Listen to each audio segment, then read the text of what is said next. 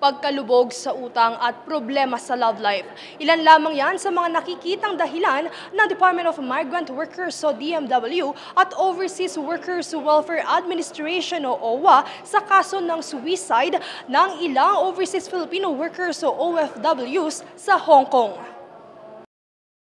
Ito ay batay sa salaysay ni DMW Secretary Hans Leo Cacdac at OWA Administrator Arnaldo Ignacio sa pagdinig ng Migrant Workers Committee na pinamumunuan ni Senator Raffy Tulfo nitong Miyerkules. Batay sa tala, nasa 6 na OFWs ang nagpakamatay noong 2023, 5 noong 2024 at isa nito lamang Abril ngayong taon.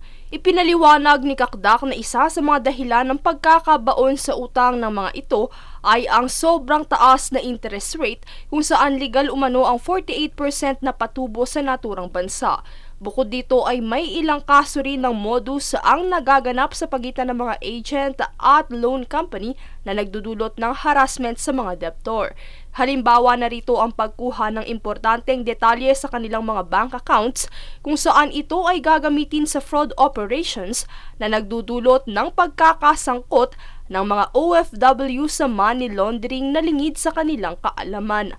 Sa kaso ng mga nakukulong na OFW, tanging nagagawa ng kagawaran ay ang mapababa ang sentensya ng mga ito at pagbibigay ng mga abogado. Bukod dito, isa rin sa mga nagiging dahilan ng suicide case sa Hong Kong ay ang problema sa pag-ibig. Ayon sa DMW, ito ay sa kadahilan ng kapag nalalaman ng OFW na may kinakasama ng iba sa Pilipinas ang kanilang asawa o partner, hindi nila nakakayanan ng sakit at nagpapakamatay na lamang.